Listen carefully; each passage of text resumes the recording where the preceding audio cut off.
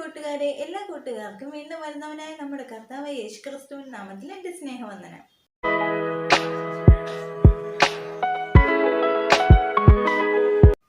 ഉൽപ്പത്തി പുസ്തകം 7-ാം അധ്യായത്തിൽ നിന്ന് ചോദിക്കാവുന്ന ചോദ്യങ്ങളും ഉത്തരങ്ങളും.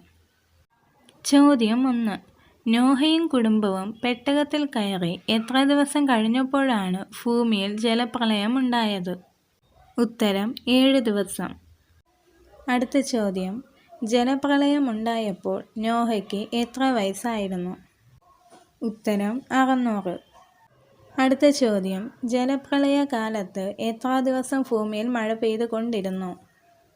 ഉത്തരം 40 ദിവസം, 40 രാവും 40 പകലും. അടുത്ത ചോദ്യം, ആരൊക്കെയാണ് പെട്ടകത്തിൽ കയറിയ ജനം?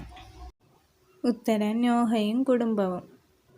അടുത്ത ചോദ്യം, ജലപ്രളയ കാലത്ത് എത്ര ദിവസം ഭൂമിയിൽ വെള്ളം പൊങ്ങിക്കൊണ്ടിരുന്നു? ഉത്തരം 150 ദിവസം. അടുത്ത ചോദ്യം, പെട്ടകത്തിൻ്റെ വാതിൽ അടച്ചത് ആര്? ഉത്തരം യഹോവ. അടുത്ത ചോദ്യം, നോഹയുടെ പെട്ടകത്തിലുണ്ടായിരുന്നവർ എത്ര പേർ? ഉത്തരം 8 പേർ.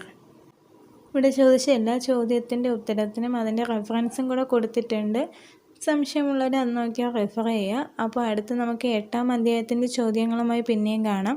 അപ്പോൾ ദൈവം നിങ്ങളെല്ലാവരെയും ധാരാളമായി അനുഗ്രഹിക്കട്ടെ. ആമേൻ.